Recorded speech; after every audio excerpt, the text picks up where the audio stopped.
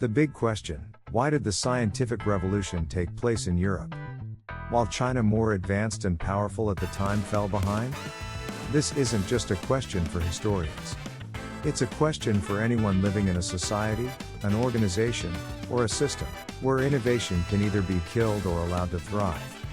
In his book Loonshots, author Safi Bahcall offers a surprising and structural answer.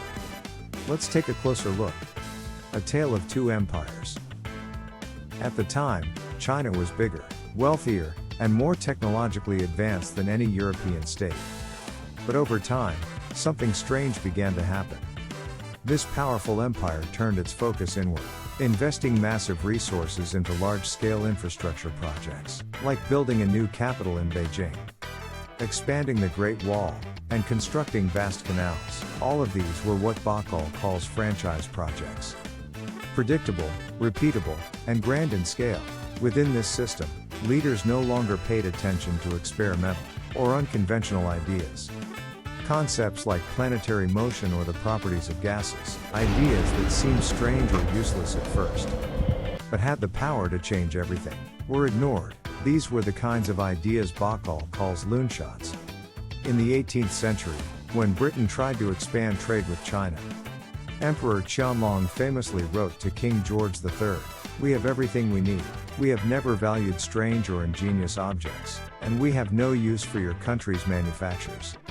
Not long after, those strange and ingenious objects arrived at China's shore, in the form of British gunboats. The Nemesis, a steam-powered British ship, demonstrated just how devastating these innovations could be.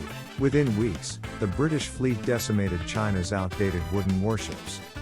The Qing Empire never fully recovered. The weapon David wielded wasn't a sling, it was steam power. Around the same time, India was ruled by the Mughal Empire, a dynasty that had lasted for centuries. Like China, the Mughals focused on enormous franchise projects, monuments like the Taj Mahal, and like China's emperors, they dismissed loonshots. In 1764, a private British trading company took control of India. By 1857, India had become a full British colony. In the end, the strange and ingenious ideas from Europe overwhelmed the much larger and richer empires of China and India. What this means to me? This part of Loonshots left the strongest impression on me. It's not just a book about innovation strategy. It's a sweeping insight into how the rise and fall of empires are shaped by how they treat ideas. This chapter comparing China, Europe, and India felt surprisingly relevant to how an individual grows, too. It made me reflect deeply on the direction of my own growth, as well as the structures around me, my team, my organization, even my country. The core message that stayed with me is this: innovation isn't about the brilliance of a lone genius, it's about whether the system is designed to let that idea survive.